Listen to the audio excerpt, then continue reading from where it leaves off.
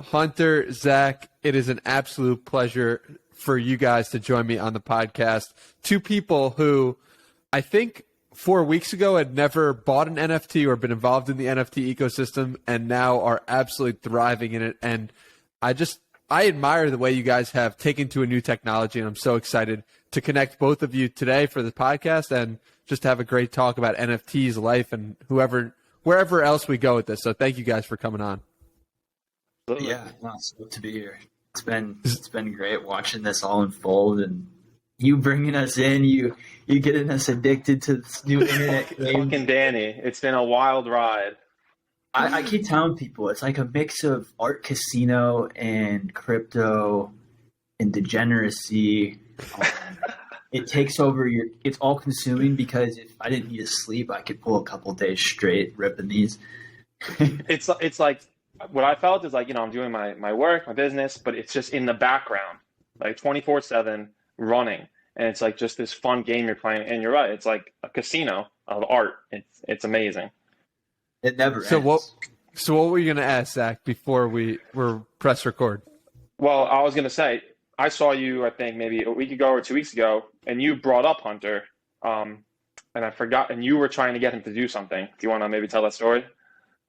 Yeah. So, I mean, I know Hunter is a little bit of a degenerate with his GameStop stocks and everything. And I know he's huge into photography and videos. And I'm like, this is the perfect intersection for him.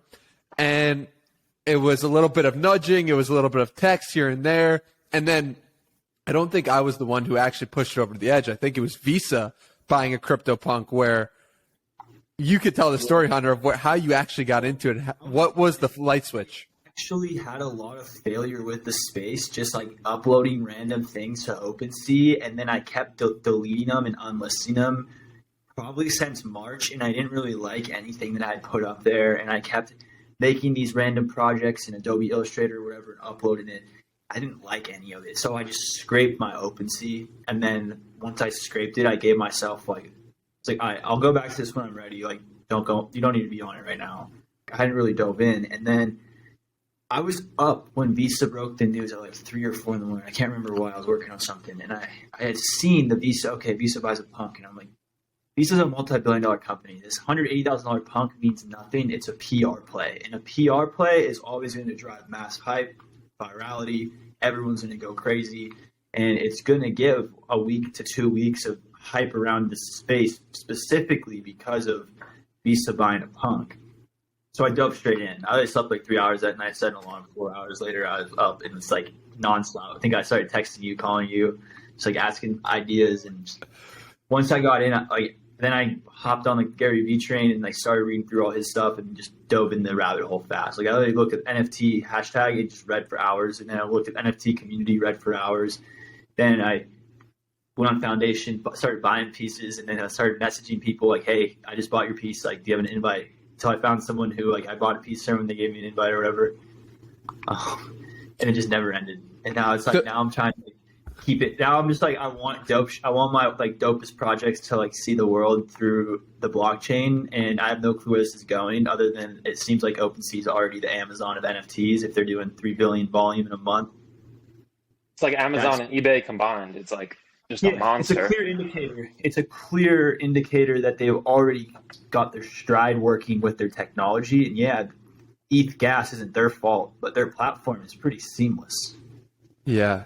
And Zach, just so we have some context, what was your journey into NFTs as well?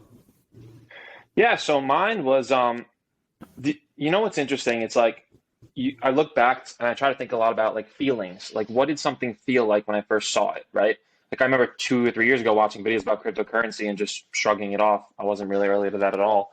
But NFTs was the same. Earlier this spring, people were buying people, and it was there. It was interesting, but I wasn't really into it. And then, you know, you had the Visa purchase, like you said, and that was around the time our guy Danny right here texts me, "Have you gone an NFT yet?" Just that one short message sends you down this insane rabbit hole of losing sleep, losing money, but all learning and, you know, hopefully making money in the long run. And and so the first NFT I bought was the the lonely alien, space club for life. And once I got it, it's just like, I think I tweeted the other day, like how to get NFTs, get one. And once I got it, it's just like, that was it. Then I was in the OpenSea ecosystem, learning, studying rapidly, and I've been obsessed with it the last few weeks. Yeah, the best way to get involved in any ecosystem and really understand it is when you have money that's on the table and you are making money from your art or you're trading art, and it's like it's a completely different thing by seeing it in the news versus being in the ecosystem. And when you do, it's like something crazy happens. So Hunter, take us through the moments after the crypto. Considered spending every dollar to my name on that. It's like 48 hours thinking that, like, if you buy from one of these collections that has just come out in the past 2 weeks, but it has great art, great community, could it actually be still a 2, 3, 4x? The Mutant Ape Yacht Club to me is like a genius. First of all, genius name, like Bored Ape, like just a cool name. The virality factor of the name is going to be the most important. So like getting people in, because the celebrities that talk about like I got a Bored Ape or Mutant Ape, those things stick in people's mind. They won't forget Bored Ape. They won't forget Mutant Ape. So I start like diving into it, and I'm like, 4 ETH, like that sounds like it could go to 10, it could go to 16, or it could go to 0. So what happened with you though? Like Visa breaks the news, you start going into it, and then take us through the next 48 hours. Visa broke the news, and I was laying in bed, and I was like, what creatively would resonate with crypto art and be like a cool first collection? And I hadn't figured it out that night, but when I woke up, I started looking through photos, and I was like, monkeys is perfect. Like, this is perfect for crypto, perfect for Twitter. Like, I have these photos. So I went through them. I actually have 45 photos, and I started making a good folder and a bad folder. And I just started dropping the photos in that I liked of the 45 or whatever until I narrowed down. And I actually narrowed down 17, and I published 15 and then dropped a late monkey for 16 after they had all sold out in like 9 minutes. I was like, fuck, like people like these? Like, damn, this is going crazy on Twitter. I was mind blown. Because everyone was like saying, buy a monkey selfie, buy a monkey selfie. And I was like watching it trade hand. And like a few of the monkeys traded like 15 hands in like 20 minutes. So I was like, okay, this is like moving quick. Like people are touching these, they're going between addresses. I mean, a kid on Twitter that's like follows all of us, he bought one for I think 0.15 ETH, and he sold it for 3.5 ETH 3 hours later. It was his first ever NFT. Jesus Christ. And he bought it and he sold it, and it was first ever flip, and it was successful. And he's like fully in the game now. Like I've been texting him, and he's like, I looked at his ETH address. He's been buying big projects and flipping projects, and he's 20 though, and he got lucky. Like he bought a monkey and flipped it from 0.15 to 3.5. But you're not doing that anywhere else in any space from that risk. Like your risk versus reward, your reward was way massive compared to your risk. Dude, and imagine my FOMO. I'm on the treadmill. You text me that you just released a new project. You're texting me that it's selling out. I'm like, dude, I'm on the treadmill. Can it wait? And I'm like, oh my God, these sold out and they're flying off the shelves. Like, how did that feel as the creator and the photographer? So I think the coolest thing is seeing people react to your work and being like, I personally have always thought they were some of my coolest photos and never knew what to do with them, because when you have so many photos, it's like, am I going to put a collection of 50 photos on a wall? Like, nah, I could sell people like a monkey selfie if they want one. But now, like, to have a place like OpenSea where you can create these curated, beautiful little galleries, it almost acts as like a digital showcase. And then if someone falls in love with it, they can buy it. And that's the part I like, because at the end of the day, like, as a creator, like, I like to make things, put it out there and move on. And a lot of the stuff I put out, I haven't, in the past, it's just been sitting on my hard drive and hasn't really been shared with the world. So now I kind of feel like I have this opportunity to like share with the world, and if people want to invest in it or buy it or trade it, they can, or they can just sit there and no one buys it and they're still online. And that's the aspect that I think is really cool to anyone, is like you could be a small photographer and put 500 photos up in a collection for $50 each. And if some sell, great. If all of them sell, even better. If none sell, you hope someone stumbles upon your work and wants it. Like yesterday, I started buying into this 1970s collection. Last night, it's 1:30. I open it up. There's a Jay Leno There's a Jay Leno photo in it that's an original from 1970. No one bought. He's talking to a famous actor on set. They're sitting there at a smoke break, and I'm like, how did no one buy the best photo in the collection? It's literally Jay Leno history from 1977, just sitting here smoking a cigarette with another famous actor. And it's like that to me is how crazy this space is. Like a dude who's in his 60s or 70s publishing to OpenSea for 0.04 ETH a photo. Like I think he spent $250 on a photo that, in my opinion, is a classic like childhood Jay Leno. Like you don't really see that coming out from anyone else unless they share their private collection. It's crazy because I think it's also going to act as a Google.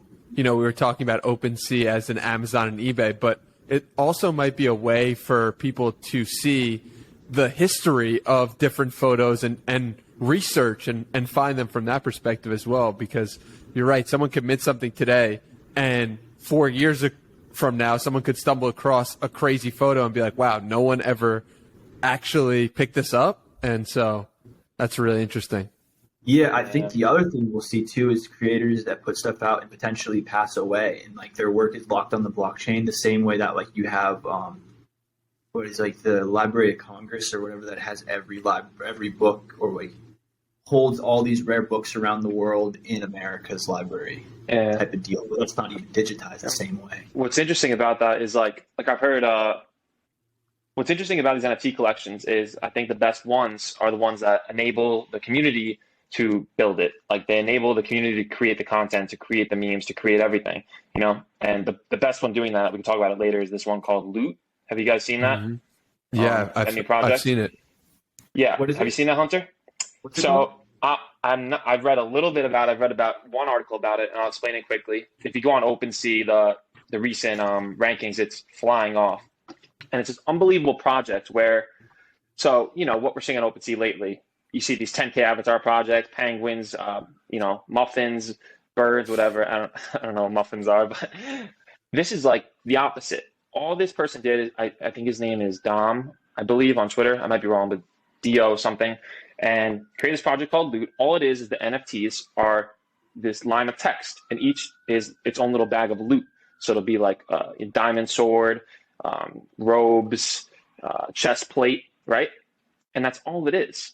And the community now is in charge of building this entire universe. And so you have people who are making art for these loot items. You have people who are creating a marketplace to trade the specific loot. And we can go more into it later, but the idea you said is when people pass away, it's interesting to think about how these communities can live on forever. And so much of it happens beyond the initial creator.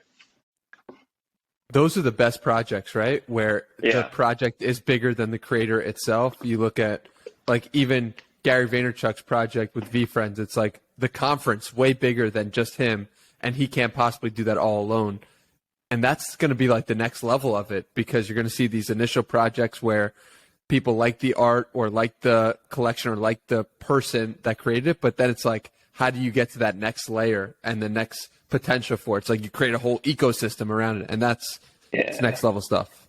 I actually think though, like the future, because Gary Vee was big on trading cards before NFT, the future of collectibles is digital, because if you can issue Fernando Tatis baseball card, 1 of 10, auction release, and now there's only 10 on the blockchain, I would personally rather have the digital version and never have to worry about the condition of the physical or losing the physical or getting the physical stolen or something happening to a physical card that could be worth thousands of dollars. It's equally worth the same amount on the internet. And I think that can spread across every industry. You can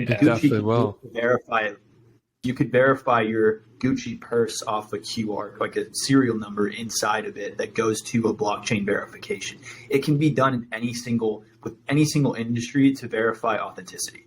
And that's the part I think we'll go towards, where if you buy clothing, that's Supreme, for example. Supreme could verify every piece of clothing off a collectible pair to the original buyer. I think it's inevitable they will. And I think like when you get to that point, like I'm a big believer, like when this becomes integrated to that level, you won't be talking about NFT. It will just be there. It will be everywhere. And do you agree with that? Yeah, that's the thing about AI, right? People talk about AI, but AirPods are AI in a sense, and you don't think about it as AI in your ears. You think about it, oh, that's just AirPods. And I think Yeah. that something similar will happen for NFTs, where if you just go to the restaurant and show them your exclusive membership code on your phone as an NFT, it'll just be part of society as an exclusive membership code. And then you could resell it on OpenSea. And it's like, whoa, that creates a whole marketplace for restaurants and the potential for restaurants to say, okay, you get free beer for life, or you get a free deal, or this. It's like the potentials of it are insane and exciting. And just to see like we're on that forefront and we see it before the world has been exposed to it is really exciting thing.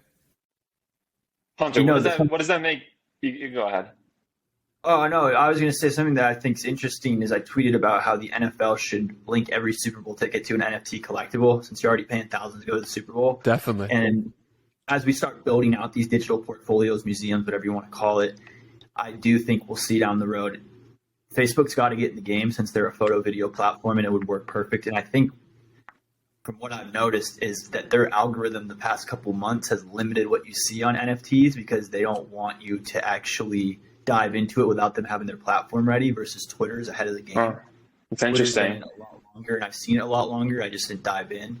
But Facebook has been algorithm is very limiting to what they were showing people the last couple months. And I had to specifically search NFT pages, and it almost felt like there was a cloud over the NFT word and phrase and communities unless you were actively searching for it. And I'm wondering if that's strategic on Facebook's end as they build and prepare a platform to catch up, since they're already behind the curve. OpenSea's already proved that it works. So if Facebook builds a marketplace directly like OpenSea that can connect into your Instagram and Facebook, now it's like Facebook NFT wallet or Instagram NFT wallet, whatever. They're a direct competitor, and they already have millions or billions of users. So it would make sense if they can figure out how to integrate in. But also a lot of people hate Facebook and Instagram. So it also is that like weird dynamic of, can they successfully do it if they do it? Going back to the NFL thing, I think people like to buy, like have these collectibles, and it's kind of like a humble, kind of like a brag, like, hey, I went to the Super Bowl X, whatever, and now I have a digital icon that shows forever my ticket turned into an NFT. Mm-hmm. What if you could go to the Super Bowl and then resell your ticket for more than the cost of the actual event? You probably could. It's so limited, but there's 70,000 NFTs out for one Super Bowl. There'd probably be however many tickets would be issued one. And some rare ones, and some, you know what I mean? Well, yeah, if you have like a field level access, or like you have a special box or whatever it says, it would be the exact ticket of your original ticket NFT version. It can be done with every sport. I was just thinking the NFL Super Bowl's got massive following and millions of viewership, but you could do it for soccer. You could do it for World Cup. You could do it for, you could do it any way you want. That's the thing, is there's no set way it can be done. You can literally think of an idea and you can mint it based on your idea, because it's all algorithm based.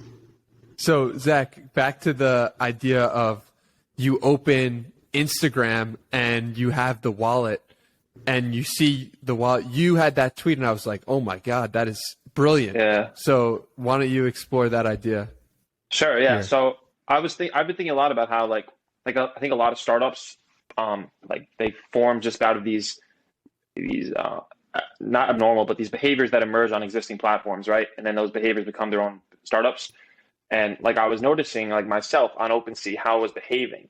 And there's just all these unique interactions that, that weren't really built in. So they were, but I think I just tweeted a few minutes ago, you should be able to have a feed of all the wallets you're interested in and seeing all their activity. How cool would that be? You know? Yeah, Hunter, you told me you were doing that yesterday as well. Yeah, I had 10 tabs open to all the different wallets. I've been tracking Logan Paul, FaZe Banks, and the bigger guys. So Gary Vee, some other guys. Yeah. Yeah, and just keep clicking refresh and see what they're buying, selling, putting offers on, because they usually are going to have not inside information, but obviously people are reaching out like, hey, check out this project. It has a huge community, or it has, no one's purchased into it yet, or. Yep. But they usually do it after they purchase, and the idea, sorry to interrupt, you could honestly probably build a bot. Someone could probably build a Twitter bot that tracks these wallets and then tweets out Logan Paul's bought X, or Logan Paul sold X, or Logan Paul put. That would crush. It's a good idea. It's all on the blockchain, so you have to track their on Etherscan, get their address, and then figure out how to bot track specific address to a tweet. They already do it for whales. They already do it for all the other trades. There are a lot of great platforms. I've been finding new ones every day. I mean, everything's so new. So there's amazing statistical and analytical platforms. But regarding Instagram, though, like what's interesting is I really do think one day it'll be like, you open up your phone, you see a feed of wallet activity, people buying and selling different NFTs, your profile is your listed NFTs, the ones you don't have listed. And, you're checking the bids on them. You're checking what the floors are. Every collection has a really cool homepage, just like OpenSea. Like the OpenSea, when you look at it, it's almost like an Instagram. Like you have like the rows and the pictures. And Pinterest. Yeah, the way Pinterest. It's built out. And so, and then I think, the obvious one is like changing your profile picture. I can already see it. Like right now you click, it says select image from camera roll. Now it'll be select NFT from wallet. It's just like so native. But what's interesting is like I think there will be these killer apps that onboard a whole community of people. So like you saw with Bobby Hundreds, brought on that had to have brought on. They did a $25,000 quantity drop of these bomb NFTs, and it brought on a ton of streetwear people who I bet you were making their first wallet, their first purchase with beef. And okay, how does Kylie's makeup community get onboarded? How does the fitness community I think what you said, Hunter, there's a really good point about maybe Facebook hiding certain things with NFTs. That'd be amazing. That would be very interesting if that happens soon. If you go on some of these pages and you look at their the amount of followers they have to engagement, it does look like that everything is still pretty. If NFTs are trend right now and it was getting mass hype, it would be what Facebook would want everyone to see because it would drive more consumption. So if they're hype, there's got to be a reason behind their algorithm to limit people seeing it and dive into the rabbit hole. Versus Twitter and Jack Dorsey's pro-crypto, pro-Bitcoin, OpenSea seems to have been made specifically for native Twitter action because the way you can post on Twitter and drive straight to OpenSea in seconds and the UX looks great, the thumbnail looks great. On Instagram, it's not the same. Having a thumbnail preview on Twitter is your sales pitch. Does someone like my work before even clicking on it? If they catch the photo on Twitter, they're going to the work. And the links, the native links as well. That's huge. Instagram doesn't have links. They got to go bio, then they got to go. And to me, Instagram seems the current Instagram platform is outdated for NFT model. I agree. It's also the community. It's also the community. I think. I think there's just less people interested. Honestly, I know if I did a poll on my Instagram, how many people bought an NFT? You're talking maybe 10%, 5%, probably less. Definitely less. And but it's probably multiple things at play. I think Twitter also rewards people who are faster thinkers because for some reason when you're reading something versus you're looking at an image of it, often the people who are reading are faster consumers of information. And NFTs right now are very important for fast consumption because you get a new drop. Okay, let me go to the link right now. It's much harder to do that on Instagram.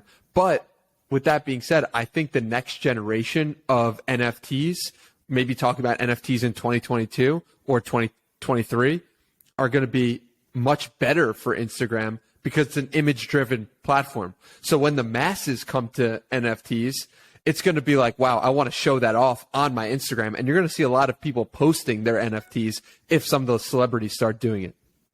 Big time. Yeah. I think the interesting thing too, though, is some of the creations are 3D, and OpenSea's software lets you play back and view these imagery or 3D models. Where I don't know how that would work with Instagram, so maybe that's something they're having to build or But like with OpenSea, you get on there and the upload options, there are so many file options. You can physically on some of these pieces take your mouse and drag a 360 around it. There's even a game one. There's a pinball one where you could literally play pinball on the object page on OpenSea, which is crazy. Like imagine that on Instagram. Like that'd be pretty cool.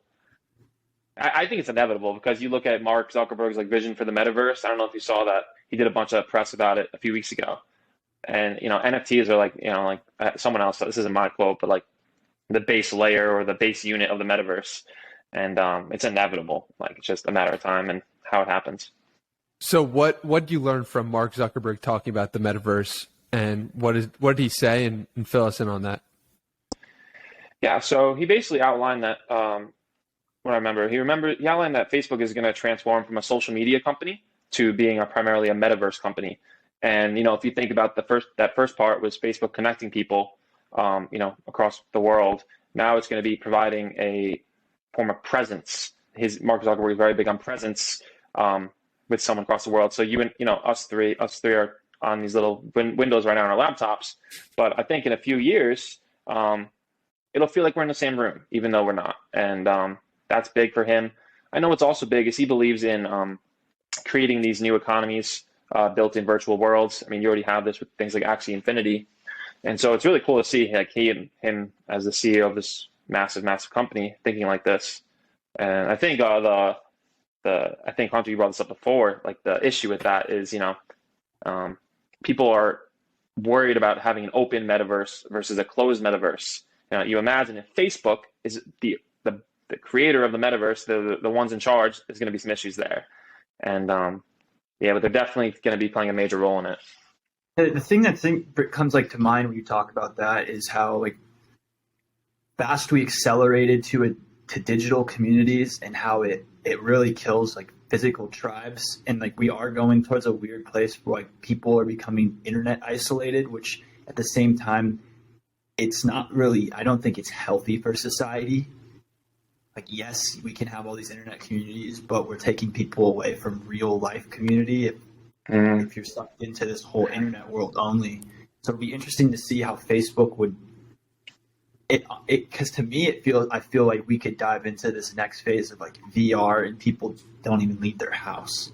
Like, it's going to happen. It's inevitable. I also think that they were probably saying the same thing about the internet 1.0. Like, oh, this internet thing is probably going to make people not leave their house. And what happened was that internet has served to complement the real life.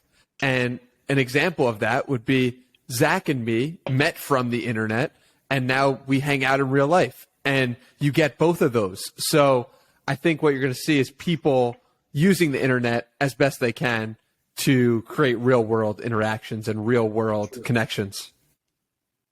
That's the best case. Yeah. Who you meet on the internet, that is like, and then also meeting those people in real life to keep building these communities out. Yeah. What I'm most excited about is, like, I agree with you, Hunter. There's going to be people who never ever leave their homes for years. And, that could be a whole ethical discussion. Is that okay? Is it not?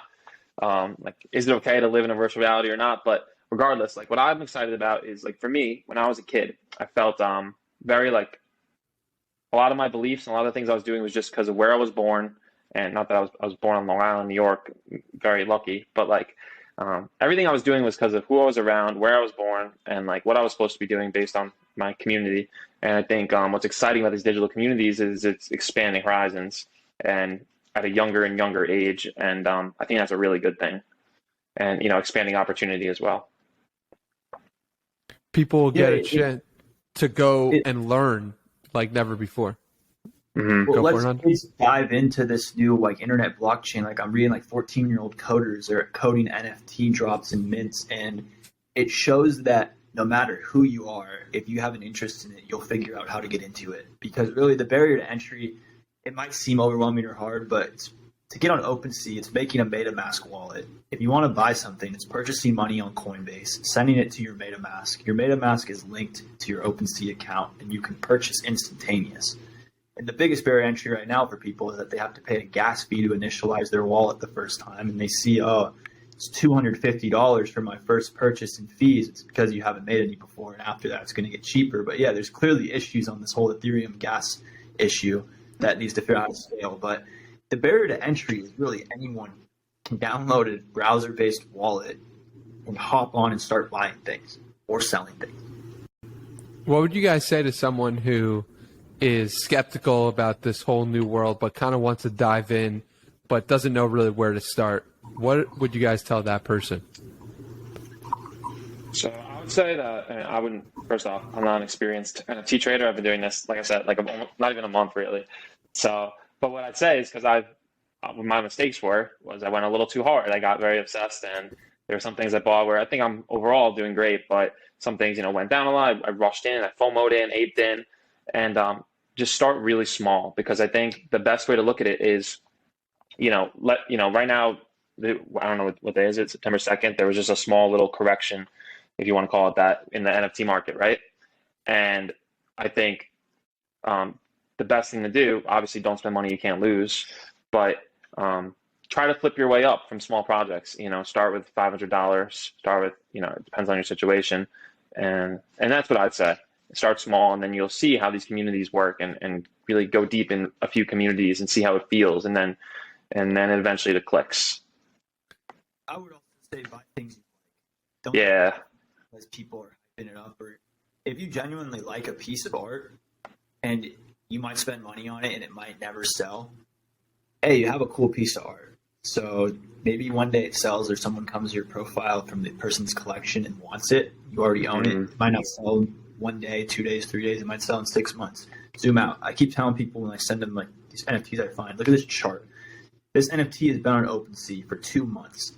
It came out, the chart went straight up, it had massive trade volume, and then it went right back down, and it was flat. It was flat for 2 months. Look at what it just did in the last 2 weeks.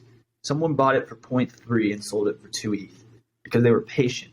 They were patient for 2.5 months. They might have lost $400, but instead they made $10,000 because they waited 2 months.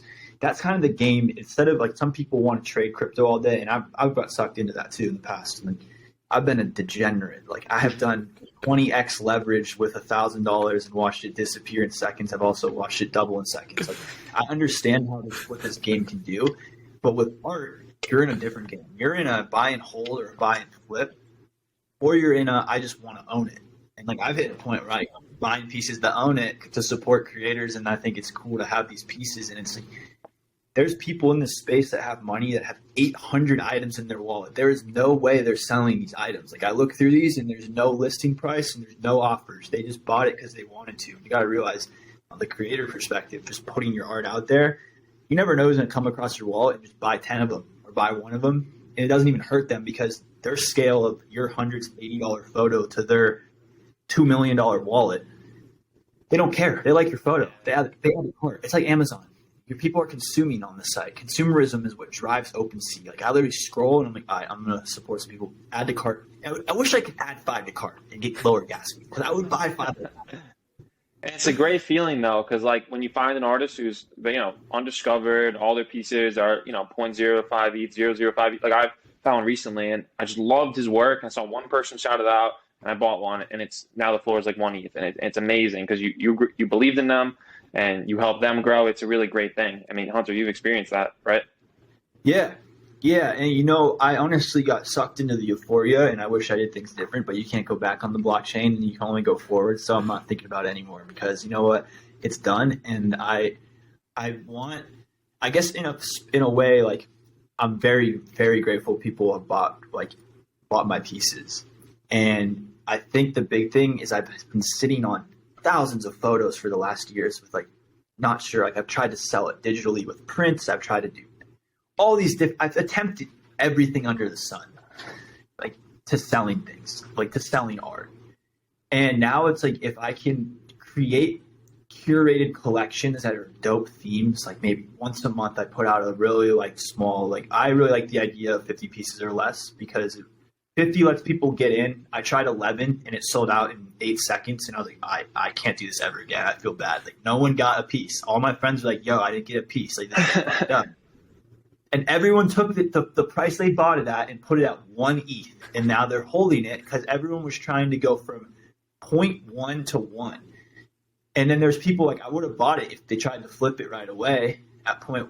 But a lot of people like have the idea of trying to like maximize. And I think that's the other side, is that we'll notice like the bigger drops, there's more trade because people are trying to get in and get out. And then the smaller drops, there's more holding. And that's I've noticed that too. Too. I have a question on there. You might have talked to us before. I don't know if you did, because you said how last spring you were posting art on OpenSea, it wasn't selling. What was the first traction this time around when it obviously did do really well? My art sucked because I was taking images and going into Photoshop and trying to do like abstract drawings over it. And like I looked back on it and I was like, "What the hell are you doing?" So I scraped it. And then what I wanted to do is I started researching. Everything I researched said, build a collection of 10 pieces minimum, maximum 50 was like the range. So I started building this collection, and I thought like OpenSea would let you batch upload. I was like, I'm going to batch upload like 50 photos. And it's like, no, you got to do one by one. And then you got to list it one by one. You got to set a timer one by one. I was like, I'm not doing 50. I'm making this collection 16. Like I had the money. So I didn't tell anyone I was making it, because if you tell people you're making it, you can't hide it. Then they could go technically on OpenSea and buy it.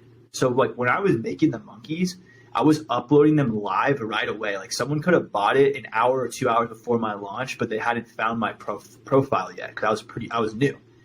So what I noticed though is it was starting to get favorites as I was uploading them. So I think people were seeing it being added to OpenSea. It was getting favorites and views, but no one bought one. So I was like, okay, we're good. Like I can launch this. And then I just started uploading. I have the pictures ready. It took me like about half a day to curate the album and like color and crop and make it how I wanted to. And there's a mistake in there actually. There's one photo that isn't. There's technically two photos that aren't a monkey selfie, and they're the monkey with a coconut, and I just like the monkey with a coconut. They're not holding the lens. They're the two. That's the rare piece now. That's the rare one. Yeah, there's 3 rare ones or 4 like that could be considered rare. There's one with 2 monkeys, and it's the only photo with 2 monkey selfies. And then there's the 2 coconut ones, and then there's the one covering his face. So those are like the 4 that like stand out. So I just made this gallery. I put it together. I put the floor at 0.05. And I was like, this should sell. Like, I think I have enough Twitter following, whatever. And like, dropped it on Twitter. And I guess some kid found it, sent it in like 4 discords, sent it to Fiction. And then they all just jumped in. And I was just sitting there and like for 9 minutes just clicking refresh. And they were just selling and flipping. And then for like 4 hours, it was straight euphoria. I just sat there.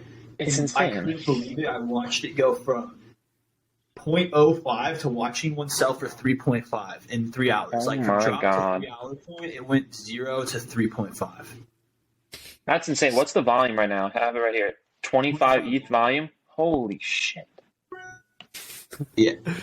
So Insane. What someone was telling me is that gallery could stay flat and have 0 sales for weeks, and people are watching it until someone lowers their floor low enough to where they can swoop in and grab it, now that it's already had like a blow up, to where it could sit stagnant for a week, 2 weeks, a month, a month and a half, and then just take off one day. Yeah, I mean, it says right It's here a the last piece transaction was like a week ago. Yeah, for 1 ETH, someone put an offer on it and grabbed one, which I think People are holding these. Yeah, the floor keeps varying. Like I saw 1.84 a couple days ago, and I tweeted like monkey selfies under 2 ETH, and then the next day, they're like within an hour, the floor had already been moved back up. You said you got caught up in the euphoria of it. What do you mean by that? And maybe your mistakes will help somebody who's a newer creator right now. I had fun posting my work and watching it sell in seconds on Twitter, so I just started posting like photos I loved, and they kept selling. And then I made a photo like, "Don't buy this NFT" for like $800, and someone bought it, and I was like, Have you been selling out of all of them, basically? Like every one you posted? for the most part. I pulled some down, and then like the skate park collection, I really like. I'm like, if it sells for 17 ETH or 10 ETH, great. If it never sells, I don't care. because I value these pieces of like one-of-one history. To me, if a Bored Ape Yacht Club can sell for 50 ETH, I don't have any doubt in my mind that a rare one-of-one only historical moment can sell for 50 ETH. And that's my mindset. Like, if it takes a year or two or never sells, great. Like, that's fine. Like, I actually am like okay never selling anything from the Venice skate park again if it doesn't happen. Like, in my personal like perspective of it is, it's no different than like a one-of-one historical moment. That's the only place you can buy it and own it is through OpenSea. It's really interesting because these pieces are a part of you, and even as a collector myself, it's weird because it's not just a coin, you know, like a coin, a Bitcoin, an Ethereum coin. This is like you're buying the art and part of the community, and it's way different. It feels like, oh, I'm part of VeeFriends now. I'm part, like, and I feel a different sense about selling things. Do you get that sense too, Zach? Yeah. And I think, like what Hunter said, you should buy what you love. You should buy communities you love and communities you want to be a part of. And yeah, it's like crazy. Like, imagine you're like in this Discord and like you're making friends, you're talking to people, you have friends on Twitter, and then one day you sell and it's like, now what? Like, Yeah. My buddy sold one of his, and he's like, "Damn, a part of me's gone. Like, I sold my koala." And I think Yeah. there's something. He panic sold it. I was like, "Dude, hold it for like 2-3 more weeks. It's Oh, gonna go yeah. up."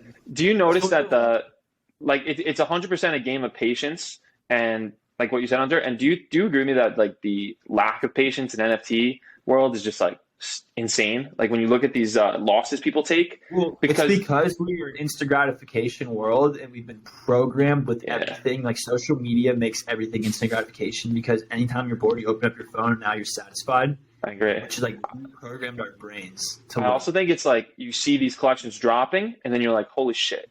All I own is this fucking picture. I need to get rid of this. I'm going to take the loss. I honestly think that's part of it, even though that's wrong. Like, you shouldn't do that. Promo can And go both ways. oh yeah, and I think if you look at like what I've been doing, especially because things just dropped. Like, I'm sure some of your guys' collections dropped a little bbit, and I've been looking at other people like in the past what they did, like when things dropped, and they always say, just don't sell. Like, it's going to take time, but if you bought for the right fundamentals, it's just a matter of time. What was an example of that? Didn't you have him? What's an example? You had him on your podcast, actually. I saw him tweet this. What's his name? He runs a company called NFT now. Did you have him on your podcast? Alejandro Navia?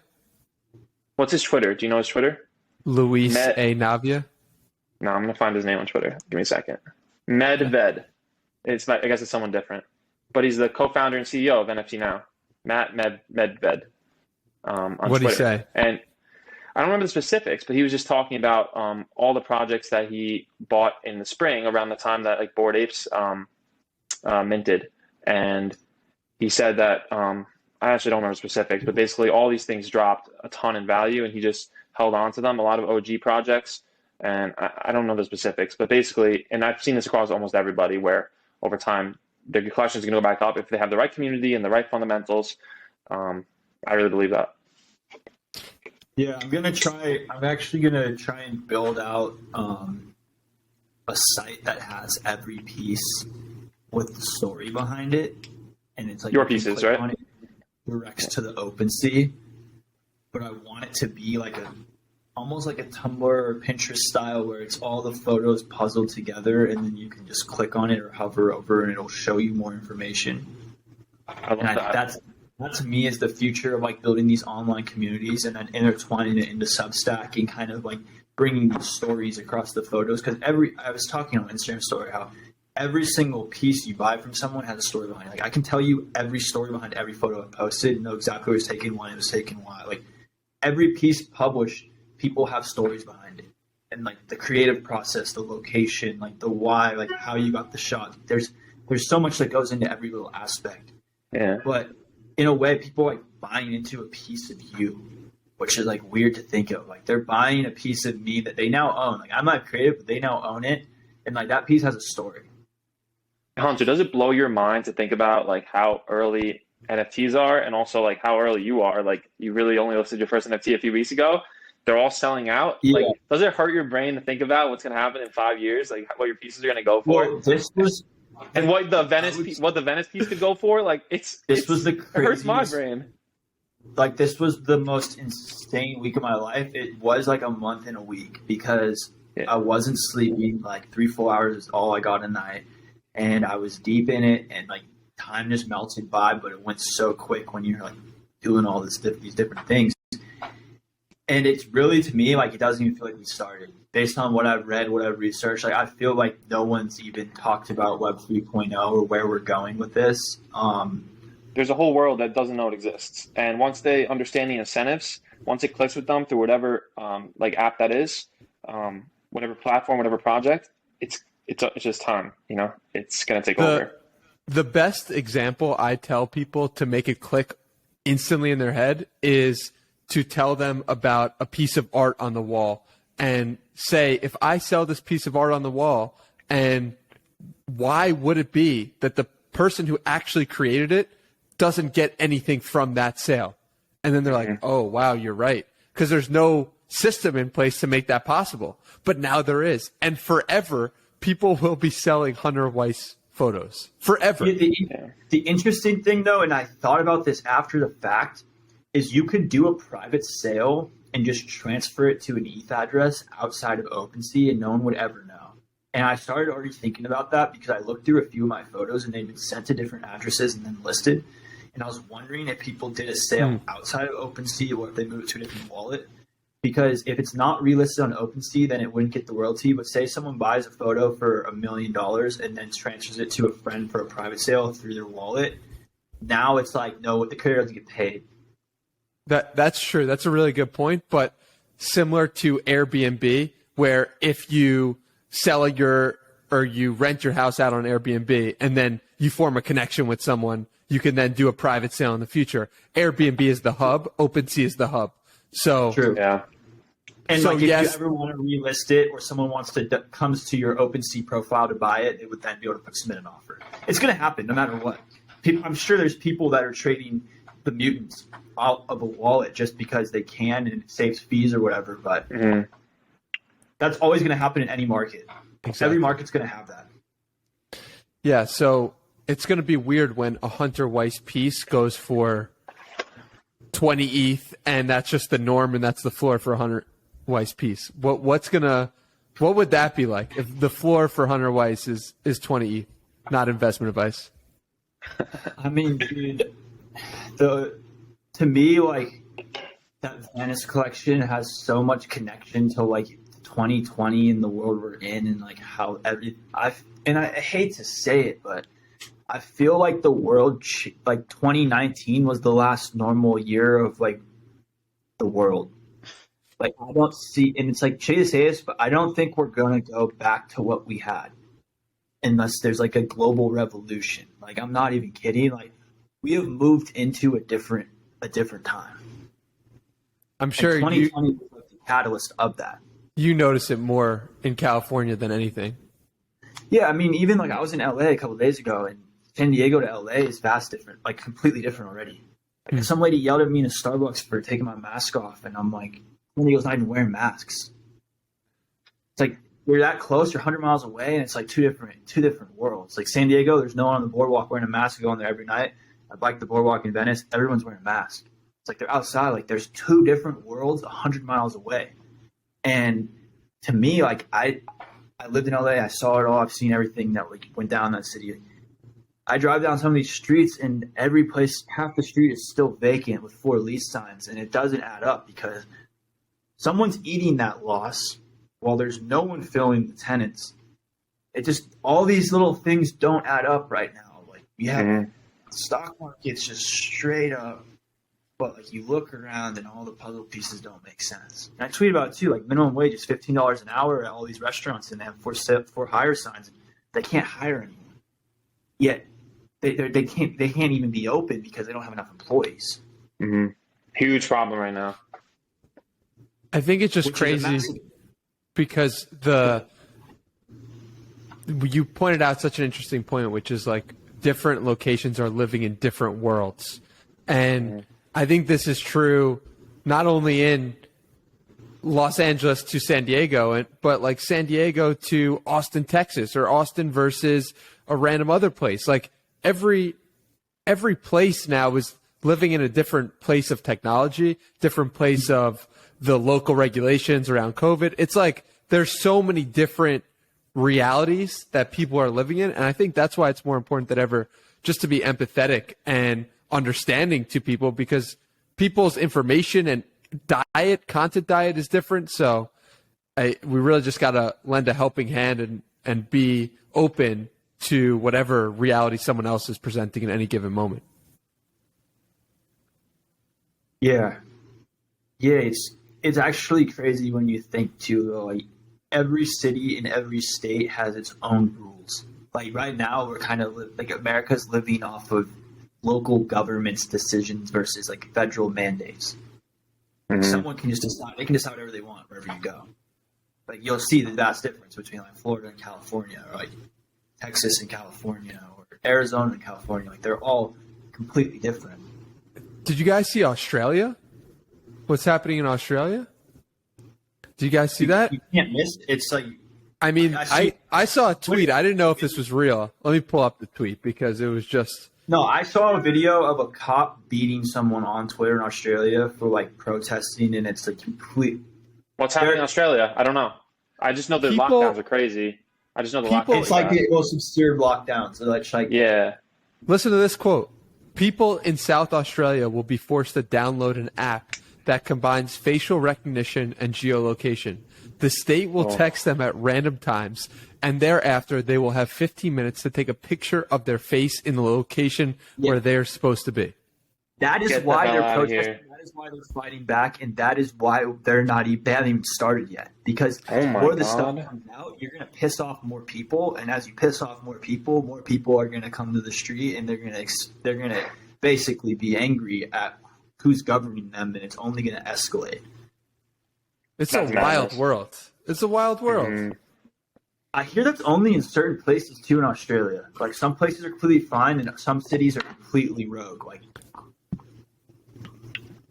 crazy. Yeah, it'll be because it's like there's a detachment. Like you could dive into this cryptosphere and completely detach from what's going on in the rest of the world because you're so focused on something it feels like a distraction from everything else. But well, I think overall, like it's. Go ahead. No, go for it. I was gonna say that like what we're seeing is like all the COVID, the lockdowns, what we just talked about in Australia. It's waking people up to the fact that the system the world is ran on is just chosen by a handful of people. And I have this belief, and I mean, you can debate this if you everyone has their own opinion on it, but I just think reality is slowly starting in the last century moving to the digital world. And what I mean by that is Web 1, you have web pages with text, and then you have social media where you could post and you could buy things, and now you have Web 3 where it's basically turning everything into an economy. And now I don't know if you want to call it Web 4, but virtual reality will give you that sense of presence.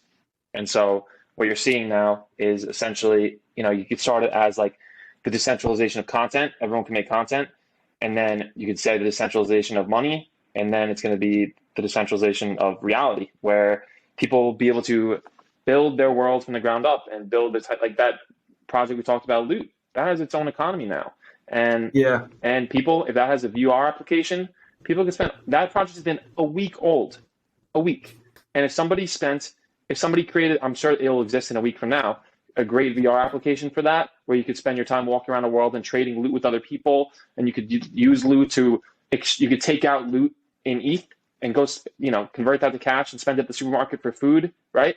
And then go back into your loot VR world, trade loot, sell loot. What world are you living in? It's like it's almost eerie. It almost starts getting you wonder, like we're getting sucked into like this technological world, which like takes you away from real life. And they say like if you don't pay for the product, you are the product. Like always sticks with you.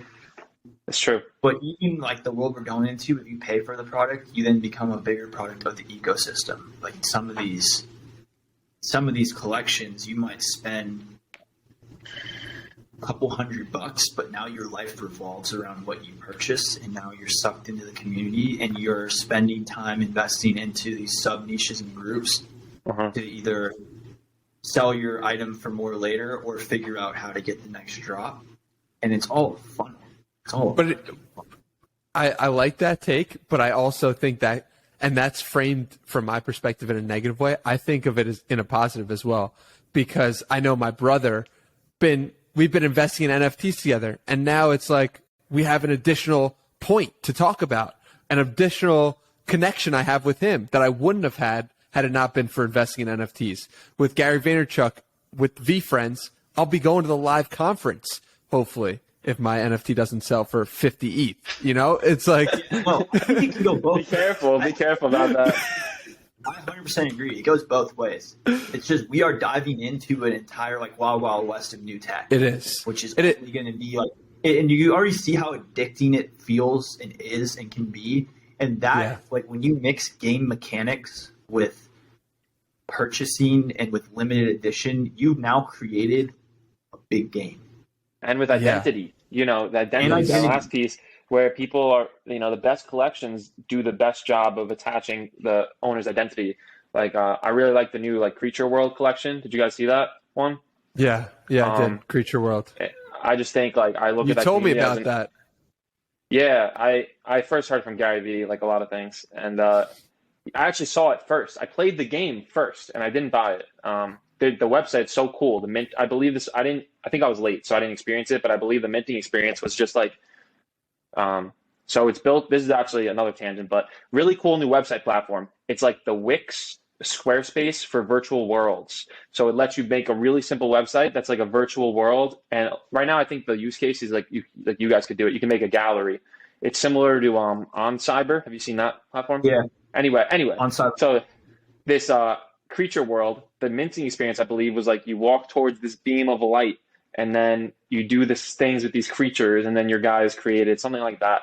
But I look at the community, and these people are their creatures. Like there's something that collection gives me like Yeezy, like Kanye vibes. Like it gives me like this mystery vibe that I really like. And it went down a lot. It went down to I think 1 ETH. I like that collection a lot. I've had an idea, and I hope someone steals it from listening to this podcast, because I think it's like one of those things that could be easy to mint and make. But you know how when you were younger, you could collect like license plates with your name on it from different states or different countries or whatever.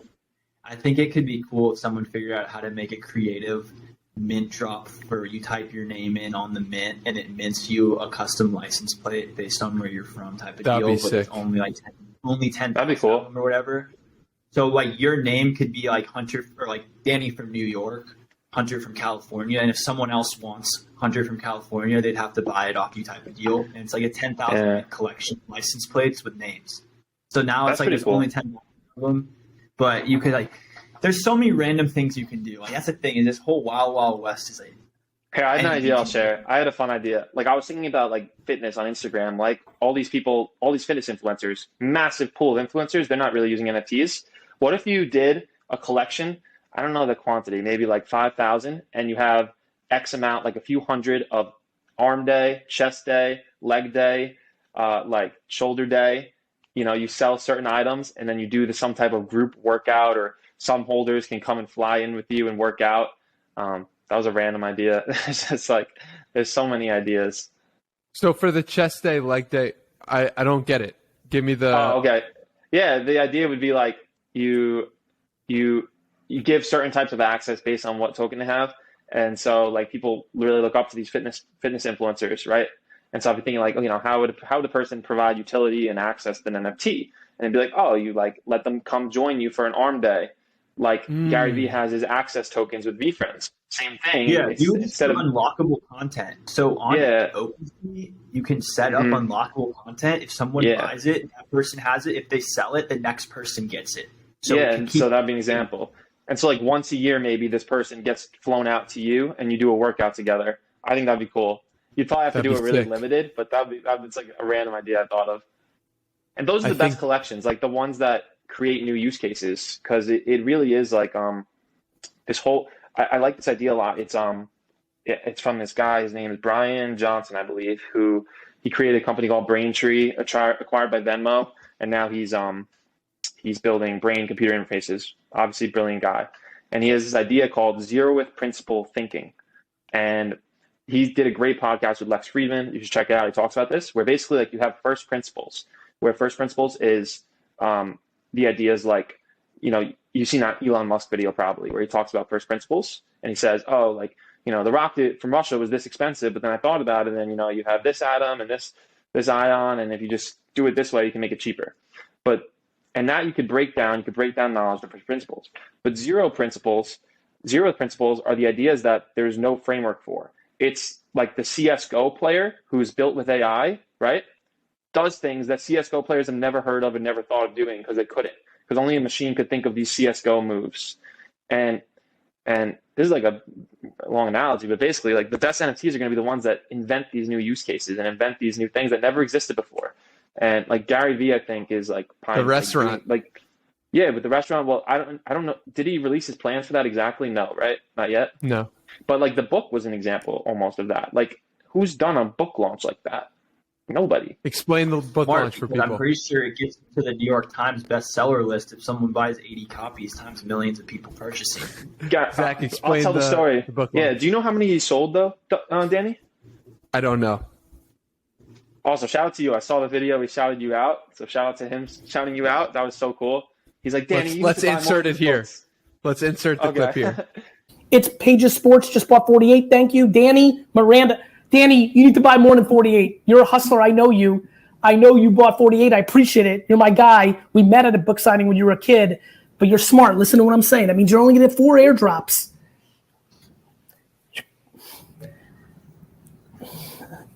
Ragav, tell us about. All right, there you go. But basically, the book launch was essentially, Gary already has his great collection, V Friends, and he has this book coming out, which he's been teasing the last few weeks, called 12 and a Half. And I believe it's related to emotional intelligence in business. Is that right, Danny? Pretty much. And he basically announced it. And for 24 hours, if you bought 12 copies of the book from any major bookseller and then submitted a receipt and your wallet address, you would be airdropped some NFT for every 12 books you buy. And so, you can think of each 12 books like minting, like that's like your cost to mint, right? And some people went absolutely crazy. I mean, I know you bought a ton, Danny. I bought 36, I think. Yeah, 36. And I just believe in Gary. Like, I believe this guy will die before he lets his collection go down in value over time, Yeah. 100%. What was your take on it, Hunter? Anyone who doesn't know, minting is the act of being the first person to have it in your wallet address. So, for example, if you want to mint from a website, it's like the IPO of an item. So you would hypothetically go to a website, a lot of them are .io or whatever, and your wallet is connected on your browser, your MetaMask, whatever you use. And at a certain time, they open up a mint, and it tells you how many units, and it shows a loading bar for how many you've sold. So if it's a 10,000 unit drop, and there's a lot of hype, and there's a lot of big community in Discord, say has 40,000 people, it could sell out in 2 minutes, it could sell out 10 seconds, it could take 10 minutes. And you are clicking buy now, and you can mint as many as you want up to their limit. So some might have a 10 mint limit at once, or a 20, or 2, and you click how many you want to buy, and you click mint, and your wallet is going to go through, and it's going to pop up a transaction, and you're going to have to accept it, and it's going to show you most likely an exorbitant gas fee, because when everyone mints at once, it drives up gas because there's a lot of people trying to get in on a drop. And once you collect this mint, it's now automatically added to your ETH address. And when you go on OpenSea, you'll be able to see that it says minted. It'll say null because it came from nothing to you. You were the first owner and creator. You were basically the first owner, not creator. You're the first owner of an item because it was minted from your wallet online directly to you. And now you can then hold on to it or try and sell it. I think the difficult thing about getting involved in this ecosystem is you forget how much you've learned in such a short period of time. I am by no means an expert, but I've forgotten in my head that, there are people who might not know what minting is, which I'm sure a lot of people don't know what that means, and understandably so. There's so many aspects of it that you get flown into and brought into, and you're like, how? I didn't know what that was 3 months ago, and you take it for granted. Has that also happened to you guys? And the crazy thing with minting is it's random. So you could get a rare mint that then could be worth 20 ETH in a week or a month that you paid $300 for. Yeah. Or you could get worthless mints that are worth nothing and you lose money, or you sell below the floor price, or you just don't know and you buy a mint and you hold on to it for a few weeks and now your prices went up double. There's so many different strategies. And the one thing I've been reading is a lot of these guys will mint for. And the reasoning behind it is you want to keep your best two and flip your best two to cover your cost basis. So now you have 2 mints riding for free that are covered already. So in these big collections, if you can get 4 and sell 2 for double, then you let 2 stay and hopefully ride the price higher. Yeah, that's an interesting strategy. I've been thinking about buying at least 2 or minting at least 2, because you're going to want one to sell and one to hold. But 4 is great too if you can afford it. I've only minted 2 max. I haven't done the 4th. It's a good point. Yeah, that was a mistake I made. Go ahead. What was the mistake? A lot of the Twitter guys will say, like, if you can afford 4 of these big collections, you'll be able to sell 2 easily. It just depends, obviously, but yeah, like that was something that didn't click with me originally. Maybe it's just because I wasn't aware of it. But it's better to have like more of less collections than less of more. So that was tricky wording, but be consolidated to fewer collections, but have more of the collections you believe in. So, if you have like aliens, have several aliens, because that was a mistake I made. I got too many, one of each, and it's, unless you want to be like this, but I don't. You don't want to be checking all these things. It's too much, and it's too much mental bandwidth. Yeah, no one can do it, especially if you're not like super high conviction on them. So like I bought some where like you said, I didn't love the art. I just like thought this would make money, and so I ended up like most of them I was able to get a point percentage of ETH back, but I sold them, and I probably should not have even bothered with them. Hey, I did the same on one of these mints. I bought some stupid hippos, and they're worthless, and I just took my L and was, you know what? Yeah. If it's the learning process requires L's, and like that's just like you either quit or bounce back. When you bounce back, you'll figure it out. Definitely. Yeah, that's the thing about this too, is like every project that doesn't work out is a learning experience and a way for you to, when it does work out. I mean, I was listening to a story today about Tom Osman flipping 1.7 ETH to 400 ETH in 19 days because he bought a rock.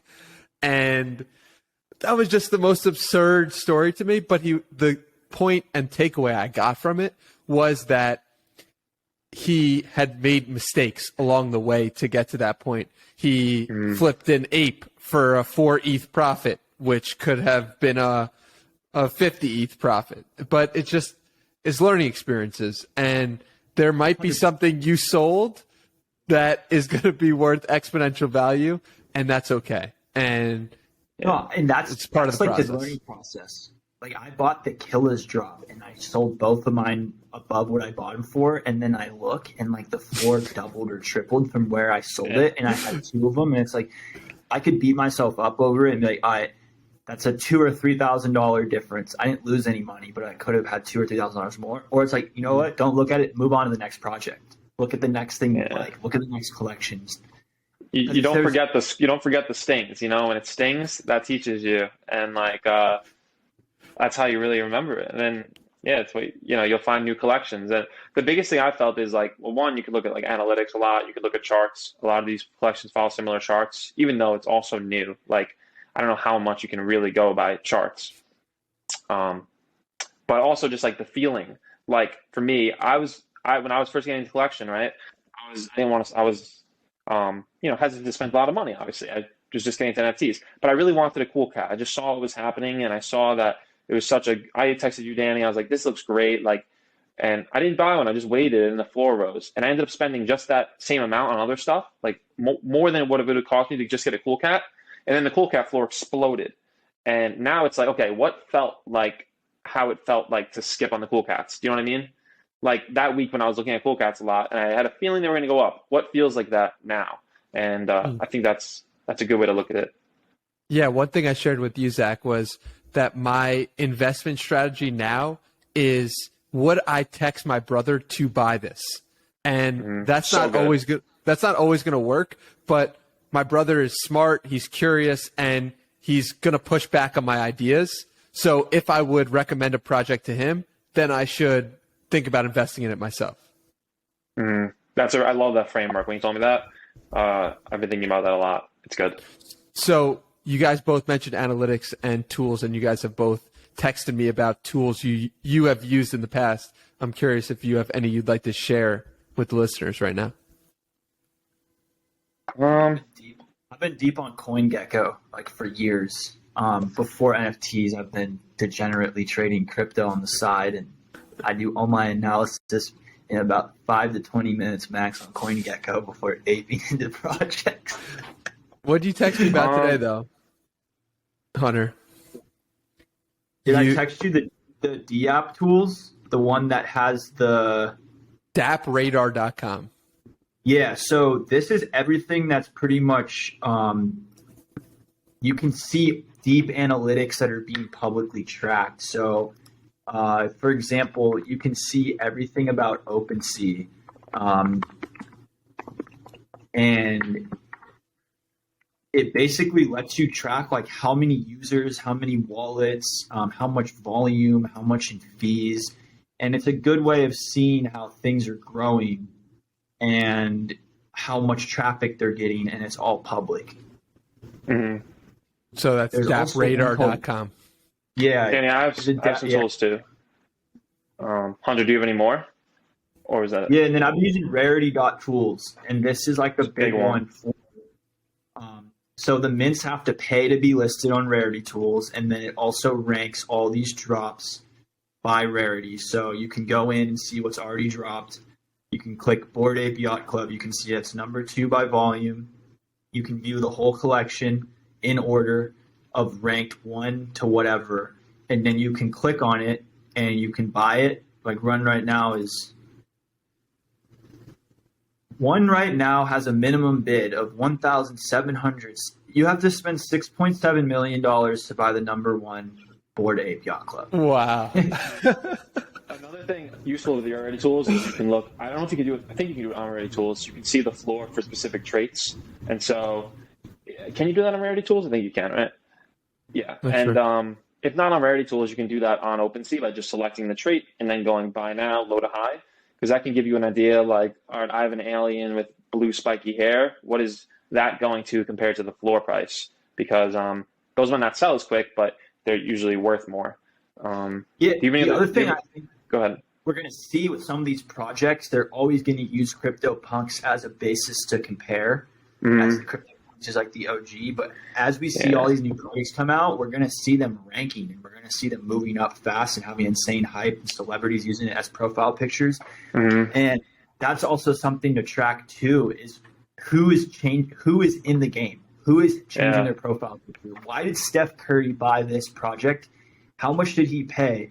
The fact that he owns it means it's probably worth double once he sells it, because there's also the collector that Steph's address had it before me.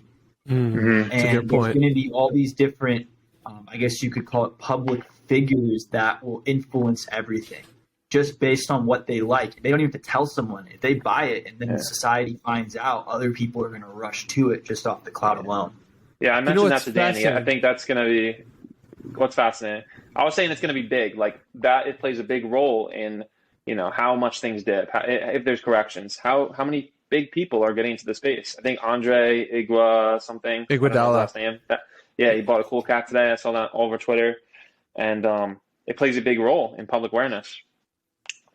Yeah, I was just going to say it's fascinating that Visa buying the CryptoPunk serves as marketing, but also as an asset, because they can sell it most likely for more than what they bought it. So you're going to have marketing that is also revenue generating, which is bizarre and an entirely new way to think about things. they could use it as a giveaway for millennials to get them on a Visa credit card. Like there's so many routes that they can take with it now that they own it, and because it's not considered a currency, it's a collectible, or it falls into. They can gift it to someone. Mm-hmm. It's different than gifting someone 50 Bitcoin because now you're gifting them a collectible item. But there's so many different things that can be done with these. Yeah. Here, Danny, I have some tools just before we move on to anything else that are really good that I found. Right. And also, I think the tools they're really good, but use them sparingly. Don't spend your whole day like searching through tools. But these are just some good ones I found. So if you're looking at like analytics, if you want to see, floor prices and average sale prices, kind of like a stock chart, Dune.xyz is excellent. There's another one called Evaluate.market. This one is a little more cleaner of an interface, but I believe they have maybe a few less collections. One I sent you the other day, it's called Icy.tools. That one is really cool. It shows you floor trends, but in a shorter time span than what you see on OpenSea. And that one's really good. One I just found, one last one, it's literally called WGMI.O. We're going to make it .io. This one, it looks like it's very bare bones, but it basically, which is great, shows you like every project's floor price on one spreadsheet, which is great because like right now you sometimes have to like literally go to each collection and look at the floor. And this one looks like they're kind of building it all in one thing, which is good. And I just wanted to shout those out because they helped me. Yeah, I just opened a few of these. I just saved all those. Check out WGMI.O. Like this is actually really helpful. Yeah, that's what I'm on right now. It looks good. A little like hard to navigate, but it's new, so maybe it'll get better. I should also mention LuckyTrader.com is building up an incredible platform, and they currently only have a newsletter facing, but I mean, behind the scenes, I think they're gonna have a great platform to check out in the near future. Sounds good. All right, boys, we covered a lot here today. Yeah, that flew by. Is there anything else you'd like to mention before we go to a close? I don't think so. Do some research. Don't just do your own research, not financial advice. Just don't FOMO into things, but also know that this is really fun, and your mind can easily like think that it's a good idea when it might be a bad idea, and vice versa. Like you might not think you should do something that you probably should because, damn, I've looked at these board. I looked at them. I was trying to get that Mutant drop in 2.5 ETH or whatever, and it's like 40 ETH, and I'm kicking myself. So if your gut is telling you to buy something, just follow the gut. And also it's too weird though because you want to follow your gut, but also you don't want to be in a rush. I think when you're in a rush, you lose. Because I've done that, and like I've had to learn like how to not FOMO into things because I've definitely FOMO'd in, and just like managing your own psychology that's investing. But so I would say don't be in a rush. Like there will always be so many more projects. Like there will always be so many more, and so that's what I'd say. And so if I could tell myself advice for like 2 weeks ago, that's what I'd say. Don't rush as much. Have, true, strong conviction before you spend money. Yeah, and if you're a creator, start publishing your work because you have nothing to lose. Yeah, you have a risk in setting up your wallet. You have a risk in setting up your wallet and your listing fee. But you can publish a collection without setting a fee at all. You can put 50 photos on there and wait for offers to come in, or put whatever price you want to try and sell it at. And I highly recommend not doing an auction. Buy it now floor price. If you want it to sell quicker, 0.03 to 0.1. A lot of the collections that sell out are 0.05. And just get started. Like you really have nothing to lose other than the initial wallet activation fee. Yeah, and I would also point out that if you're listening to this podcast and you've made it this far in the episode, you are aware of a new technology that the world has not embraced yet. And even if you listen to this a year from the date that it's published, probably late 2022, you'll still be early in the grand scheme of things. I look at this the same way we look at social media today. And if you got in social media in 2007, you were early. And if you got onto Web 1.0 in 2001, even after it crashed, you were early. So just know that there's a lot of time for this to play out in the real world. It's going to take a lot of time to get people involved. But right now, this has been so exciting to be at the forefront, especially with you guys. thank you guys for joining me here today. Where can people find more from both of you? Hunter, you can go first. Twitter at Hunter_Weiss, and then same Instagram at Hunter_Weiss on Instagram. Those are two great places. What about your OpenSea collections? Yeah, my OpenSea, you can just type in Hunter Weiss or Monkey Selfies or LA 2020. I think the OpenSea, I got Hunter Weiss online, so it's OpenSea/user, whatever. I honestly don't know exactly. Let me look. Yeah, OpenSea.io/collection/Hunter Weiss. Very nice. Check out the collection. Me, you can just find me on Twitter. It's at ZachXT. And also on Instagram, which is at BehaviorHack, BehaviorHack. Some people spell behavior differently, so.